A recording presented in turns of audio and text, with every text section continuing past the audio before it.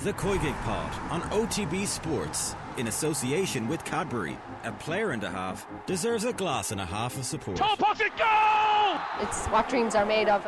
They are going to the World Cup Finals! Hello and welcome to the latest episode of the COYGIG podcast. I am Kathleen McNamee and I am back with former internationals Emma Byrne and PMAT captain Karen Duggan. It's been a chaotic few weeks, to say the least, since we last chatted with all you listeners. Arsenal and England hearts have been broken as Leah Williamson is the latest to suffer an ACL injury. Both Arsenal and Chelsea have managed to keep their Champions League hopes relatively alive. Bristol City are being promoted into the WSL, and the two Manchester sides did their top three bids a lot of favours over the last week. We will be looking at all of that and our team of the week later in the show, but for now, there was only one real talking point at the weekend, and that was Karen Duggan's stunning goal, which of course we had to start with. There was nowhere else to go. Karen, you're blushing. I can see it. Oh, what's rare is wonderful. Yeah, it was good to get a goal. I always said it, just play me in the 10. Feed the bear. Feed the bear. Feed the bear.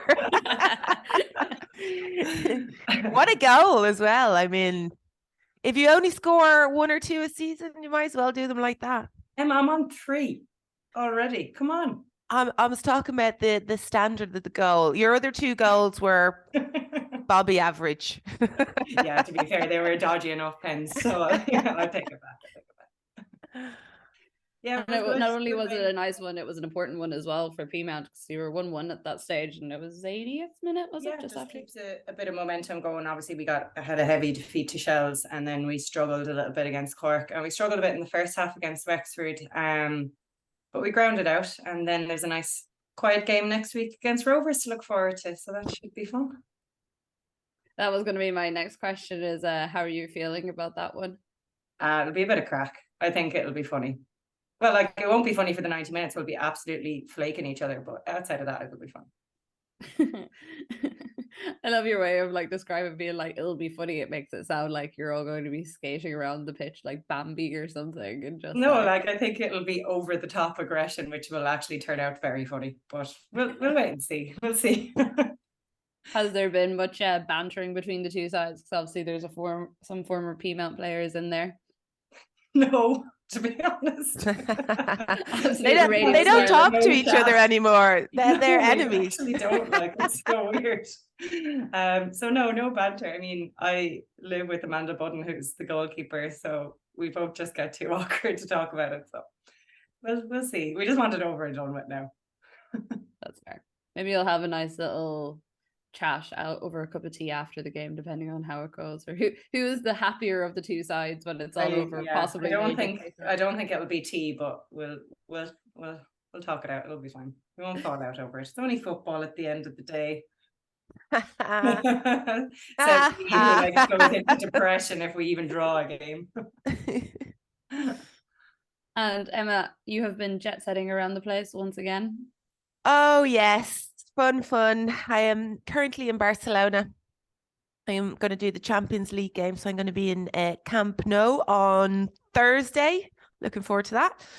And I'm doing the men's game on the Wednesday. I need to check that properly, so we're not going to talk about that. But yeah, looking forward to that one. It's going to be a good one. It's going to be interesting to see if Barca actually feel like playing. Because they haven't even gone into second gear yet, and poor Chelsea are struggling. That was them really struggling, wasn't it? But that's going to be good. I reckon it's going to be a bit of a hammering, to be honest. Yeah, I enjoyed Ciara Walsh talking after the game at the weekend when asked about the return leg, was just kind of like, we always score a lot of goals there. And that was her only answer. And I was like, God, I'd be terrified if I was a Chelsea player right now. Yeah. I know, they're just incredible at home in Camp Nou. They're just all the fans are there. It's a reason for them to play well. They don't need a reason other than that, to be honest, because they win every game. They barely get tested. But at Camp Nou, you just don't want to play them there. And I know Emma Hayes is thinking the same thing. It's going to be really difficult. It was difficult for Chelsea at home. The whole plan was to try and stay in the game for sure, just to stay in the game. and 1-0 down. They're going into basically the Lions' Den, and they're not going to be able to defend on that pitch. It's impossible, like literally impossible to cover the ground there. So yeah, good luck to them. I like the little insight that we're getting to your commentary on Thursday. Yeah. Just every time Chelsea get the ball, be like, well done, well done. Yeah. They've done well to keep the ball for 3 passes there, but yeah, it's going to be difficult for them. I mean, I love the underdog. I'm always like getting frustrated with the underdogs because I think they can do better, and that's how I was when they played last week. But it's just impossible. You can't stop Barca. Like even watching Wolfsburg Arsenal, it was a good game, and I was so happy for Arsenal. But I'm just thinking, But yeah, Barcelona no won't be team looking at that with any fear no. at all. I said it months ago. I haven't seen a team with the same level as Barca yet, and I thought maybe, we might see teams grow into it, but I just don't think anyone can beat them. Yeah, it's kind of, and maybe like Chelsea could pull off a surprise. I don't know. You can never entirely rule these things out, but like whether it's Chelsea or Arsenal or Wolfsburg that Barcelona play in the final, I'm just not madly excited about watching that as a spectacle, which I think is kind of disappointing for like the Premier competition. Like even when it was Lyon last year, obviously they beat them, but also you still felt like there was a bit more of a competitive streak there. Like what, Barcelona are 60 games unbeaten in the league now, is it? Yeah, it's ridiculous. I mean, it's just ridiculous, isn't it? But I mean, you say that back in 2007. Back in 2007, I feel like the little granny from the Golden Girls in Sicily, 1990. 2007, we were not expected to do anything. That's the truth. Like we didn't think we were ourselves, and we had to play 2 games, which is even worse. And we managed to do it. And I think Arsenal are in that kind of same position. They're missing a lot of players. Like, I feel a bit bad for them. I do believe that if they had Kim Little, especially in that game against Wolfsburg, it would have been a jolly up for them this week. They would have been going into this game 3 or 4-0 up, because I don't think Wolfsburg are anything to write home about either. But it can happen. I think Arsenal will beat Wolfsburg. There is some slight chance. It's a one-off game against Barcelona. I'm going to say it, Barca in the final. So, there's still hope. There's hope. Not much. Will take it. Well, you have been saying since the start of the season that you go between Arsenal can win the Champions League and Barcelona are the most complete team you've seen in European football right now. So I'd be curious to see those two meeting together in the final and us getting a final Emma Byrne opinion on where those two teams are both To at. be fair to Emma, she said that before they lost their 4 best players. So true. Yeah, I mean, such a slap on that one, Emma. Yeah, Arsenal, thanks. Karen, thanks. They just can't afford to lose those players. The bench isn't good enough, unfortunately. And even the players that did well against Wolfsburg that don't usually play, I don't think they're good enough personally. Whereas you look at Barca's bench, it's just ridiculous. Like the players that they could have brought on against Chelsea. And don't forget, Alexia Putellas will be back for the final. Like any team needs to hear that. Yeah. However, that might cause a few problems in midfield for Barca. I'm getting my witch's hat on. This might cause a few problems for them because there are a lot of big players in there. And I know for a fact there are some players, one player in particular, that's not looking forward to Alexia coming back. And I think you can see it in her performance, to be honest. So by big players, you're saying big egos. Big egos, big players, exactly. I can just imagine Emma getting out her little like voodoo dolls ahead of the Champions League final and like lining all the Barcelona players up and then like colliding with each other and clashing, and I don't know, Katie McCabe running through and scoring a goal for Arsenal. Yeah, no, Katie McCabe going smashing everyone. Maybe it'll bring about some PSG level of drama that we had last season. Oh God, I don't have the time for this. I don't have the time for any of this. We just let Katie do her thing and hopefully not get sent off, which she probably will. Yeah. Well, we will look at all the Champions League action a little bit more later on in the show, because obviously because of it, Arsenal and Chelsea weren't competing in the WSL, although that was equally as chaotic. There was goals aplenty and Lots of good talking points there. The COYGIG podcast on OTB Sports is brought to you by Cadbury FC, official snack partner to the Republic of Ireland women's national team.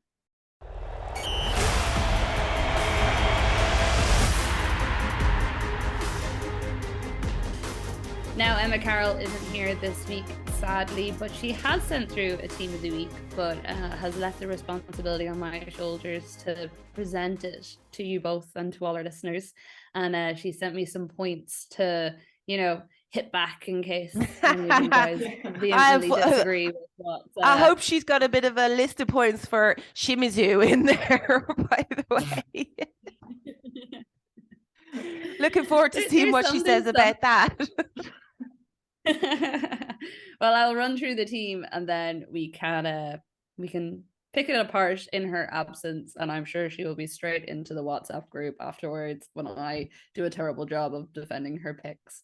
So in goal she has Laws, then as you rightly pointed out, she is Shimizu, Matthews, Horton and Kasperi.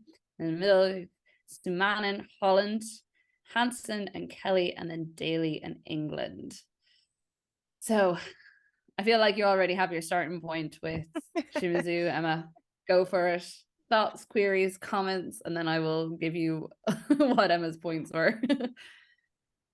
Yeah, I mean, I don't think any of the back line of West Ham really deserve to get in there. Shimizu may have been the better of that back line, but not good enough. Not good enough, to get in there. Kelly, who's right wing, scores 2 in the first 2 minutes, and Hemp sets and one up a couple of minutes later. What does first of all, what does she say about it? I want to know what she says about putting her in there. So she said she did admit in this that she struggled for defenders in general for the week because she wasn't massively impressed with a lot of the performances. Obviously, there was quite a lot of goals. That is fair. There was dodgy defending on show. Yeah, and like the fact that there was quite a few teams who looked very impressive in the first half, 2-goal leads and then lost them. With Shimizu, she just said she felt it was one of the few players who were driving West Ham on, and part of the reason why she has her on the other side is because she just wasn't massively impressed with anyone else in the WSL. To note, this is a purely WSL team as well. The Champions League teams aren't in there for anyone who is listening in on the podcast. We call team of the weekend. We missed the old Man United players in there. That's a good point. That's a good point. Well, yeah, I was going to say, I think perhaps Blundell would have been a better choice in there. I thought Aoife Mannion had an absolutely brilliant game. She would have got in my back line somewhere, even if it is left back. Houghton, if you're Irish. Houghton did really well, and it was her birthday. And you know what? She needs a bit of a push, because she should be in the England squad, 100%. You think so? Do you think that this is nailed on, bang on? She should. No, this is the problem. I don't think she will get in there, and I think she should be in there. I think she's been playing really well for City. She's done everything she can. She's working extremely hard. She was the captain. She was. The reason why she wasn't in there is because she was injured, and now she's back playing with City. There's no reason for her not to be in there. And now you've got Leah Williamson as well, who's injured. There's just no more excuses. Unless it's personal. Get in ahead of her. I know obviously Bright and Greenwood they're probably starting. I think Mannion would have been brought in if she hadn't got it. I was literally going to say it. I was like, do you think she slightly regrets her decision? No, she can't. I mean, once you play with the Irish team, that's it. You never look back, do you? No. But no, she can't regret that. I'm not even. She better not. She better not say that. But she's never going to say it. In fairness, from everything she has said as well, she has said this has been a long-term thing for her in terms of having conversations with the Irish team, and her family is both her parents are from Ireland. She spent all her summers here. There definitely is that connection to the squad. Yeah, no. I mean, who knows what would have happened if she hadn't played? I don't know. I mean, she had choices to make back in the day. She chose England, but that's when she was young and stupid. Let's be honest. She was just stupid, plain stupid. But yeah, I would have put her in there, and I don't think there's anybody else. I mean, I quite like the Villa centre back. I'm trying to think of her name now. The captain. What's her name? I like her so much I can't remember her name. I'll think of her name in a bit. But I quite like her. Turner. I like Turner for Villa, Yeah, centre back. I think she's been playing really well. Again, doesn't get that much credit. But apart from that, it has to be Houghton, has to be Steph Houghton. She's got the experience. She's not going to go in as captain. That's a problem that she has to deal with. But I definitely think she should be brought into the squad. So do you think Letizia is a starter now, or is it still Greenwood Bright? No, it's still Greenwood Bright. Greenwood is centre back. I'm glad she's going more centre back than left back, because she's not quick enough anymore for left back, and she does really well in there. But Considering then all the comments, so the stuff that Horton said, I don't know, so the stuff Serena Wiegman said last week, it seems very unlikely that she's getting into that squad. Like, she's not Serena getting in. Basically said, no, it's not happening unless, I don't know, there are more injuries than we know about in the squad. I mean, if I was Steph right now, I'd be feeling really hurt personally. I think I'd be taking it a little bit personal, because even Taylor has said what a great player she's been. She has been really good for City, and she had to work so hard to get in there. There was a point where it was looking she wasn't going to get in, and maybe she was looking for another club. So she's been through a good bit, and I think she deserves it, but it doesn't seem like she's going to get in with the comments that Wiegman made. But I really like Letizia as well. I think she's quality. Yeah, she just doesn't have the experience for international level. And I think in a World Cup, you can't afford those kind of starters. So yeah, she probably would have needed a bit more game time in a lot of the pre-warm-up matches and stuff to kind of cement her confidence in that squad, which I don't know. And it's something people have talked about a bit this week since Leah Williams, and the fact that Wiegman doesn't really switch her team around at all, even when they're playing like lesser, smaller opponents who they would have expected to beat, and it's possibly contributing to injuries, and also those sort of players like Maya Letizia not getting the sort of game time that they should, even if she doesn't plan on playing them for the World Cup. It's just like having those people on your bench that are actually going to be able to come off and be confident within systems and playing partners or whatever it may be. I mean, I think we've seen similar with Ireland as well. They want to win all these games now. It's just the way of it. I'm a fan of consistency. I quite like the fact that she doesn't change the team, and I think that's the reason for their success. I think it's really important, especially international teams, to play the same team. They don't get the day in, day out training and games together. So I don't think you should be changing too much, but then you run this risk, and that's the problem, that if someone gets injured and you have to switch it around, then so be it. But I think she's got enough time. She's got a time now. Like, even if she says it, if she says, listen, Maya, I think you're going to play for me, like, get that in your head rather than 2 weeks before the World Cup, because I think the mental side of it is a massive thing. And then let's see how she does with United if she knows that pressure's on her. Mm-hmm. One player we should really pick out, I think, from that team is Chloe Kelly. Had gone 6 games without a goal, got a brace, had a hand in 3 of the other 4 goals. 65 seconds separated her goals. Now, again, West Ham didn't put up a massively impressive defensive performance in any shape or form. But, I mean, again, England will be very happy to see her kind of starting to hit on some form a couple of weeks out from the end of the season. Yeah, I mean, wide play is a massive feature of their game, isn't it? So, especially if they're going to have someone like Russo up top who likes getting in on the end of those cutbacks. So, yeah, brilliant for England, but we don't care about that. We don't care about them. In the quarterfinals, she's more than worth her place on Team of the Week. Absolutely. I mean, the first finish was to hit that first time, and the keeper had no chance, to be fair. But yeah, very, very, very bad from West Ham. Our favourite player is Sissoko, had an absolute mare. I do love watching her play, though. Even when she makes mistakes, I'm like, oh, it's so entertaining. Chloe Kelly's quality. She's always been quality, but she just lost her confidence. She at the start of the season, she just didn't seem to look like she knew what she was doing. And I think she has a little bit more freedom now. I think she was trying to get down the line all the time at the start of the season, and I think that was basically what she was told to do. And I think she's got a bit more freedom cutting in now. And it's funny because there's when one's not playing well, the other's playing brilliant, and vice versa. It's like, for me, Hemp's not at her best, and now Chloe Kelly's quality. And I just wondering if that's any kind of the mentality of it. I'm not sure. But I'm sure Wiegman is very, very happy about that because, I mean, Chloe Kelly wasn't a starting player for her, but she's definitely going to be now, I think. And any other mentions on that team that either of you would pick out as you're surprised, or else ones that you're like, yes, that's a very deserving place in the team? Hansen for me, I'm glad to see her on there. I think she's been absolutely excellent the second part of this season. Sumanen, I'm not sure. Like she tap ins. I'm not sure. I mean, I'm not sure she deserves it. Like for me, Jordan Nobbs played really, really well. For Villa, I might have put her in there. Neville, her favorite player, Emma's favorite player, is not in there, and I thought she did really well. Yeah. She should have been left back. Yeah. But yeah, other than that, Kasparai was really good. I was surprised not to see him. She's decent, and Laws had a good game, so yeah. Yeah, I was surprised. Yeah, she did play out the goalkeepers as one of the harder ones. That she found. Well, she said no clean sheets, so. Yeah, said she went with Laws, although she was. It's the goalkeeper's fault. Completely the whole goalkeeper's fault. Who else's fault could it be?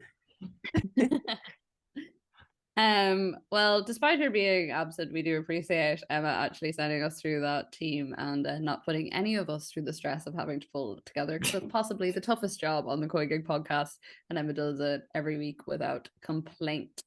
We will be coming up next with some WSL analysis.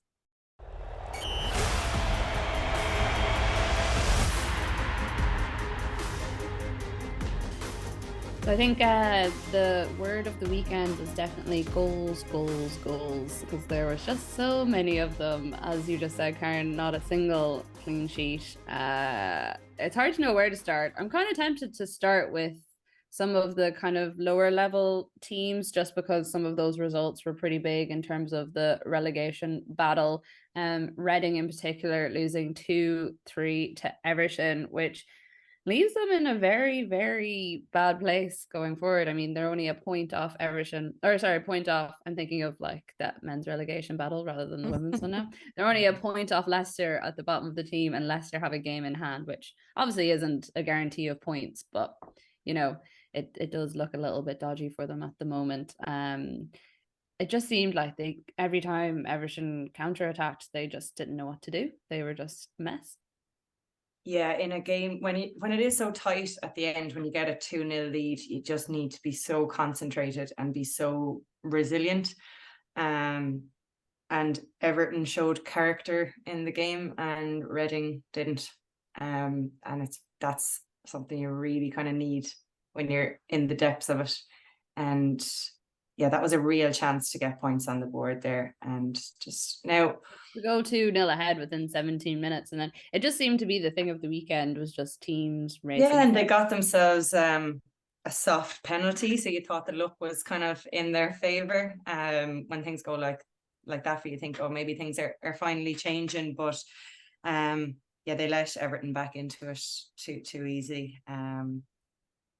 Yeah, I mean, Everton, for me, they have the better players. They should be winning this game.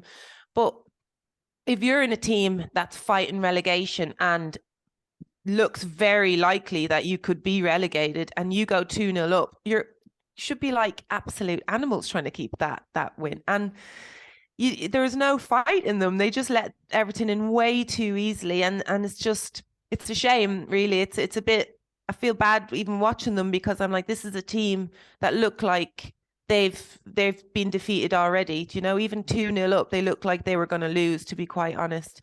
But Everton shouldn't be losing to Reading. Not with the players they have. And, you know, what a goal from Sorensen, by the way. She's coming into herself. I think she's going to be quality next season.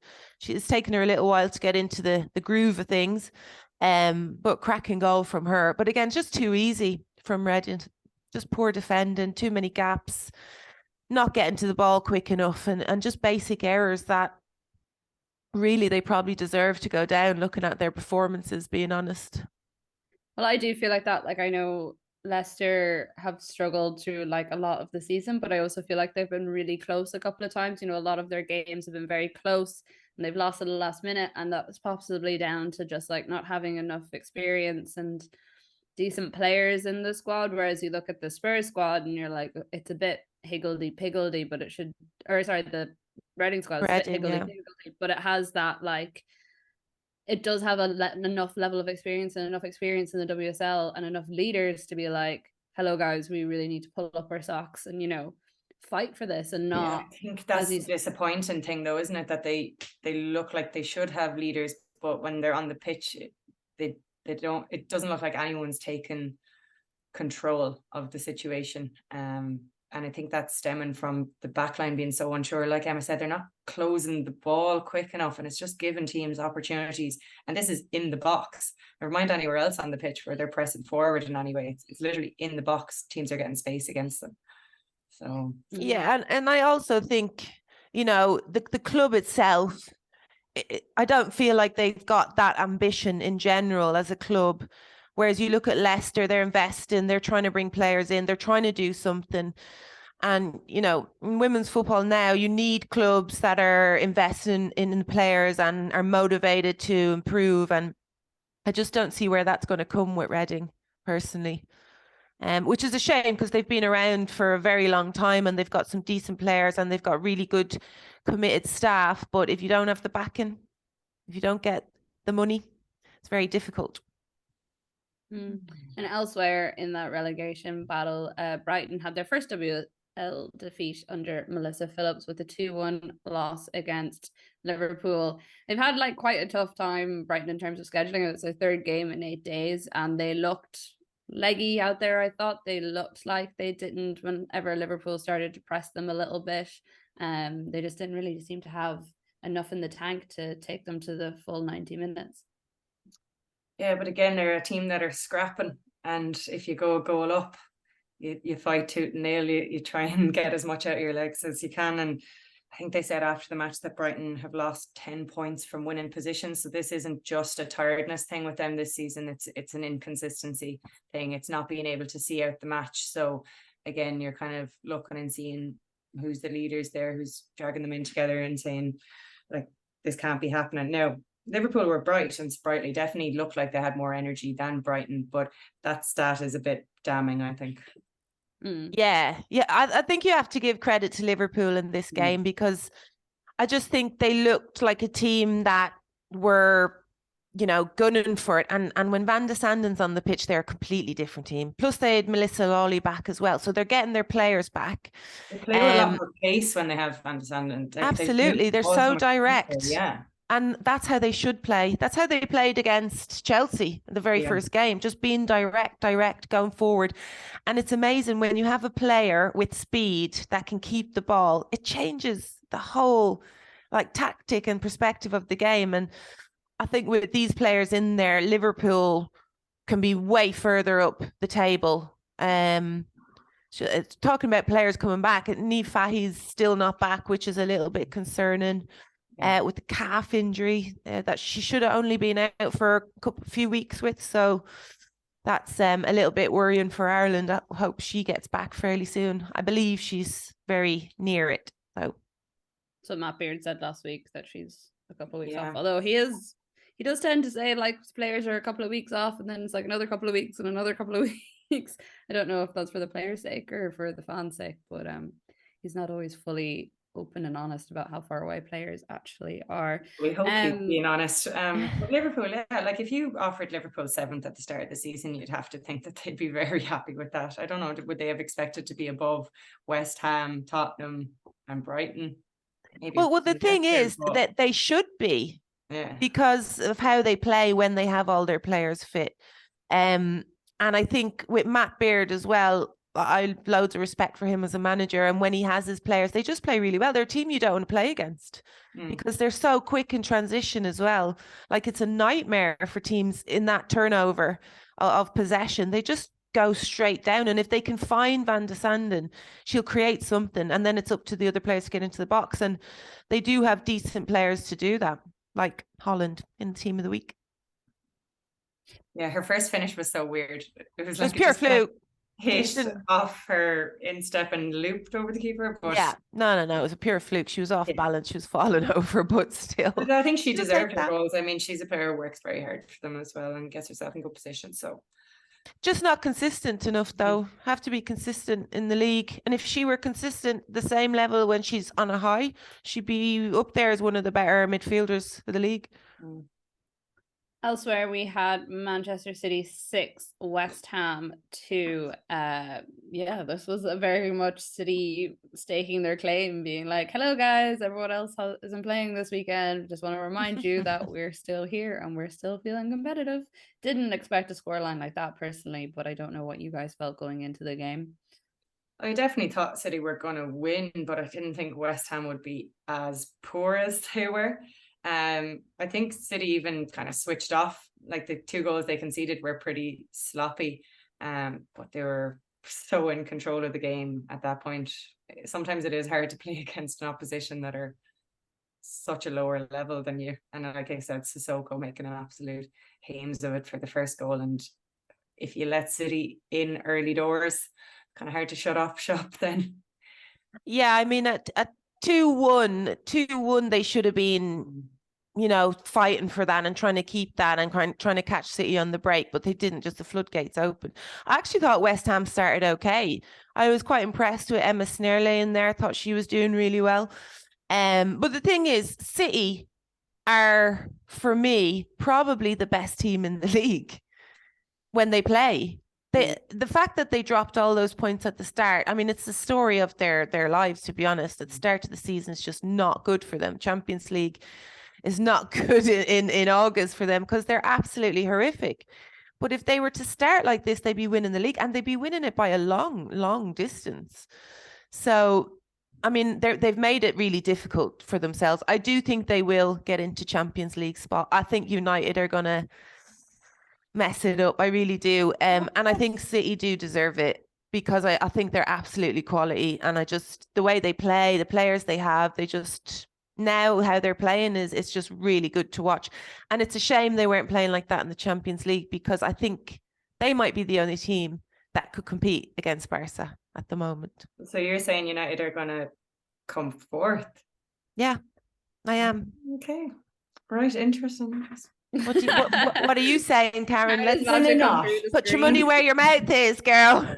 I think they're going to come third. Oh, yeah. I don't think they're going to win, but I think they're going to go. So you think City aren't going to make the Champions League, and you think United? No, I think Arsenal aren't. What?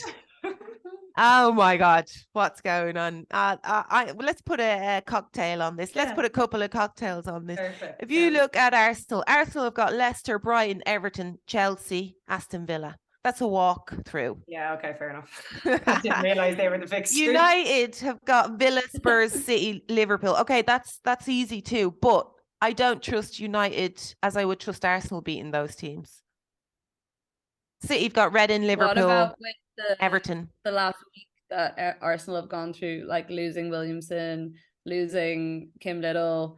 Kim Little is a massive blow. Kim Little's a massive blow. I think they can get by, and I still think they've got enough quality in the squad to win their remaining games. Leicester for sure, Brighton, Everton, Aston Villa. I think they'll be. Aston Villa may cause a little bit of a problem, but not much. Yeah. Okay. I look forward to clipping all this up for the end of the season. I look forward to a French martini. Yeah, I'll probably be revoluting the other money to Barcelona for that one, to be fair. It's not the same thing. It's not the same. I was like, I need you to fly to Barcelona, Rome, or Manchester, wherever I am. Rome. It's the most expensive city, so you can go there. I'll enjoy my. Another thing I didn't realize for City is that Mary Fowler got her first goal. She's just getting a bit of confidence up just before the World Cup. That's great. Yeah. Also getting a bit of game time just before the World Cup. Never mind the confidence. Should be getting more though, shouldn't she? She's quality. She's such a good player. I'd certainly be knocking on that door, but she seems to be happy enough just to get the experience and stuff like that. A really nice player to have as a manager. Yeah.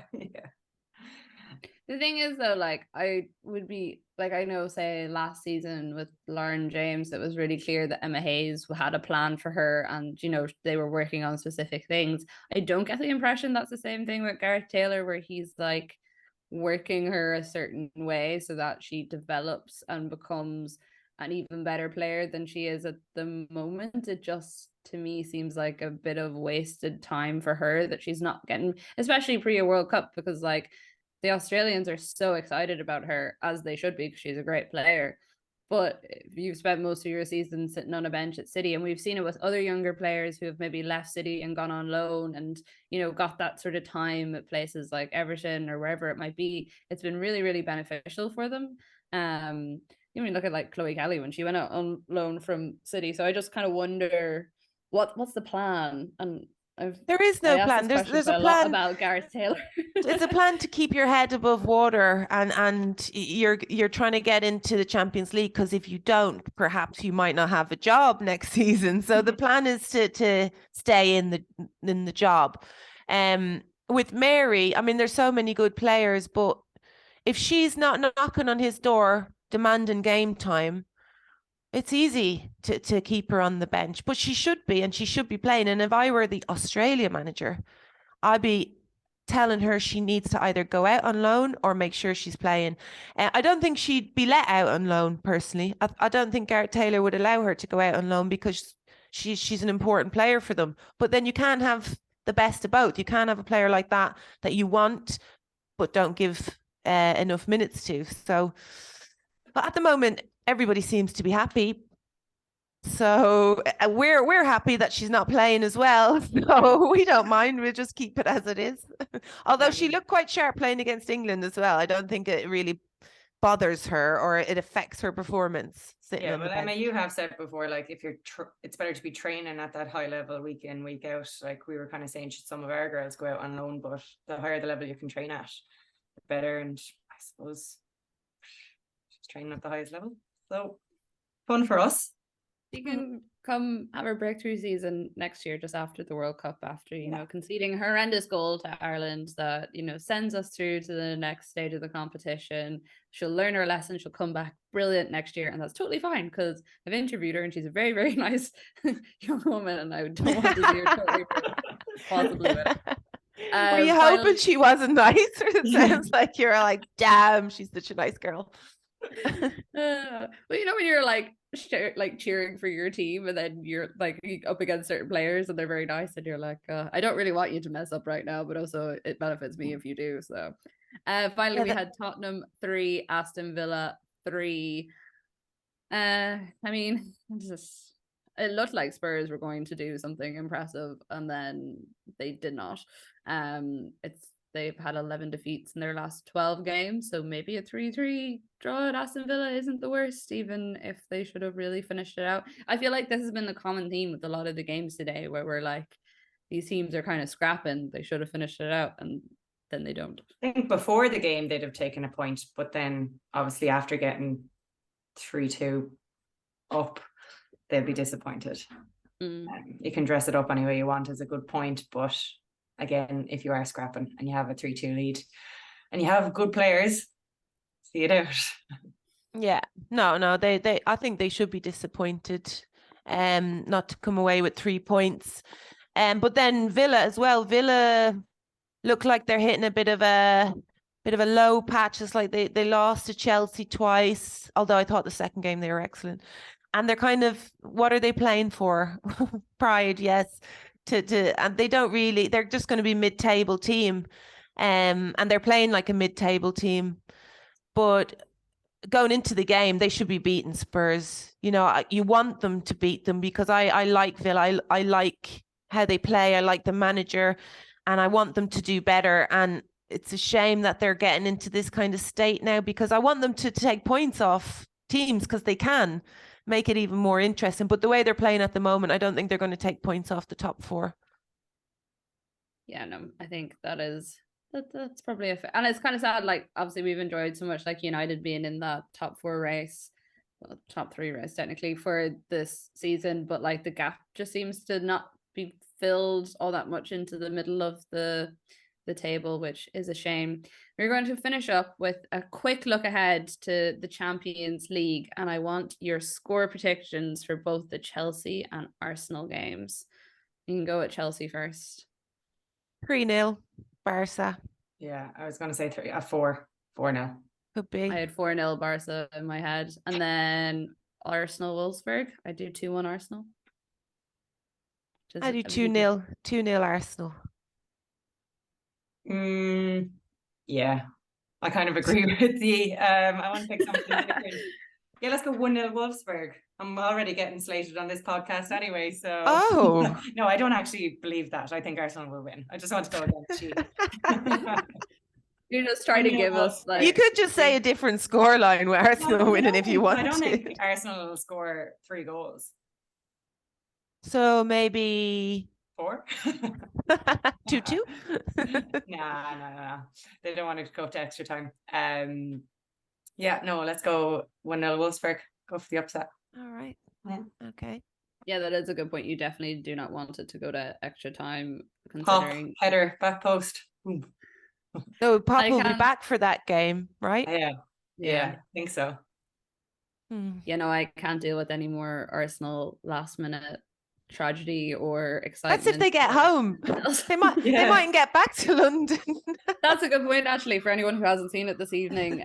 There was breaking news that a bird flew into the engine of the Arsenal plane when they were coming back on Sunday yesterday. There's pictures, and I think it was in the Daily Mail, of the engine. It was like fairly on fire. Everyone was evacuated and everyone is fine. But as Emma Carroll was saying earlier, can Arsenal's luck get any better? I mean, 3 of your top players out with ACL injuries. Kim Little out with it for an extended period, also injured.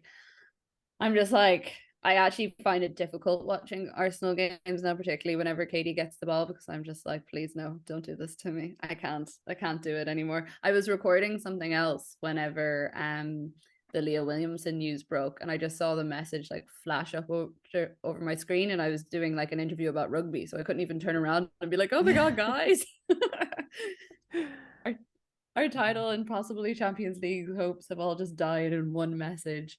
But yes, we will bring you all the crack from the WSL. As we say, the relegation battle is possibly the most interesting part, as we've said, just because there's still so many teams involved in it, but also everything else that's happening across the rest of the table. And any other important updates, hopefully none of them including ACL injuries. Emma and Karen, thank you very much. And thank you. Everyone who is listening, please do get any thoughts or comments into us on Twitter. You can find all 3 of us there. We always love hearing from you, or you can email us as well on the COYGIG podcast at offtheball.com. We will see you all next week. The COYGIG Pod on OTB Sports, in association with Cadbury. A player and a half deserves a glass and a half of support.